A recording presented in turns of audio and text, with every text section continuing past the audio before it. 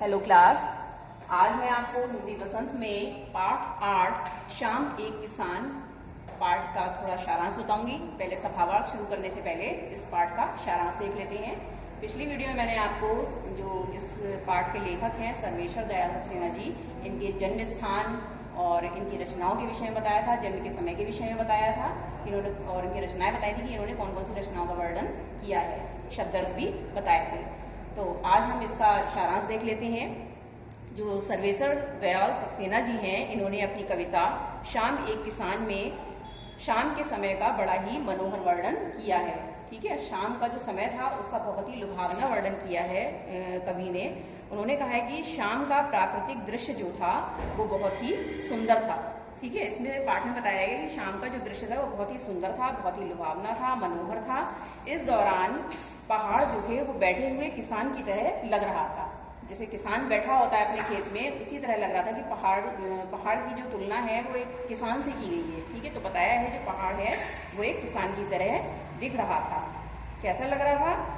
आकाश जो था उसके माथे पर बंधे एक साफे की तरह था। जिस प्रकार किसान के सर पर पगड़ी बंधी होती है, उसका साफा बंधा होता है, उसी प्रकार जो पहाड़ था, पहाड़ के ऊपर जो बादल थे, ठीक है, मतलब जो आकाश था, आकाश क्या लगा था, उसके साफे की तरह दिख रहा था। पहाड़ के नीचे बह रही नदी, पहाड़ के नीचे नदी बहती है, जो नदी थी वो किसान के पैरों पर पड़ी हुई चादर जैसी लग रही थी। ठीक है, उन्होंने क्या किया है, नदी की तुलना चादर से की है।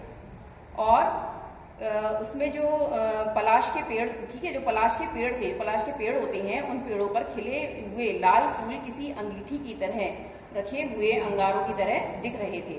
पलाश के फूलों की तुलना इसमें क्या की है, अंगीठी से की है।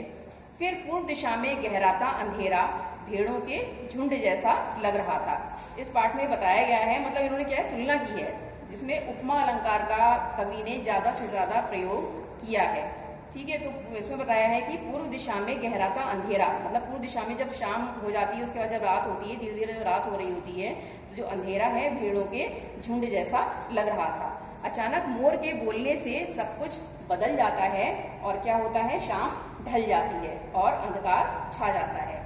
तो इसमें बताया है कि जो पहाड़ था, पहाड़ को किसान के रूप में दिखाया गया है, और जो पहाड़ के ऊपर जो आकाश था वो मान लीजिए किसान के सर पर जो साफा बंधा होता है उसकी तुलना किससे की गई है, आकाश से। और जो पहाड़ के नीचे नदी बह रही होती है, तो उस नदी की तुलना किससे की है, किसान के पैरों पर पड़ी हुई चादर से उसकी तुलना की गई है। तो इसमें ज्यादा से ज्यादा इस पाठ को और ज्यादा अच्छा दिखाने के लिए, मनोहर बनाने के लिए, इंटरेस्टिंग या रोचक बनाने के लिए सर्वेश्वर दयाल सक्सेना ने इसमें उपमा अलंकार का ज्यादा से ज्यादा प्रयोग कर अपनी कविता को शोभनीय बनाया है। आज के लिए इतना ही। अगली वीडियो में आपको इस कविता के भावार्थ के विषय में बताऊंगी। धन्यवाद।